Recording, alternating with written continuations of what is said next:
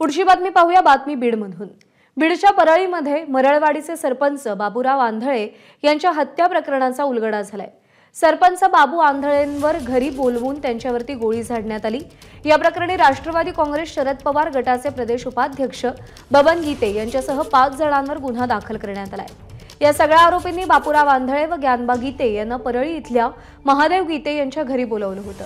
यावेळी त्यांना शिवीगाळ करत त्यांच्यावर गोळीबार करण्यात आला। परळी शहरातील बँक कॉलनीमध्ये ही घटना घडली आहे। गोविंद शेळके आपले प्रतिनिधी सध्या आपल्या सोबत आहेत। गोविंद, कारण काय या हत्येमागचं? प्रथम दर्शनी जी माहिती पोलिसांकडून मिळते, पैशाच्या व्यवहारातून हा गोळीबाराचं प्रकरण झालं। मरळवाडीचे सरपंच बाबूराव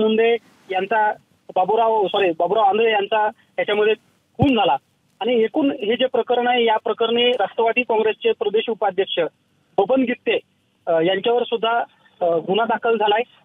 या ठिकाणी बँक कॉलनीमध्ये हा जो काही प्रकार घडला, या प्रकरणामध्ये 5 जणांवरती, ज्यामध्ये राजाभाऊ नेरकर असतील, त्यानंतर एकूण जे मंडळी बबन गीते आणि महादेव गीते यांच्यासह 5 जणांवर गुन्हा दाखल झालाय।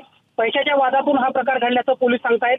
आता नेमकं यापुढे काय झालं किंवा त्या ठिकाणी आणखी कुठली घटना घडली याची संबंधित माहिती देत आहेत, पण प्रथम दर्शनी पैशाच्या वादातून हे घडल्याचं समोर येत आहे। गोविंद, धन्यवाद दिलेल्या माहितीसाठी।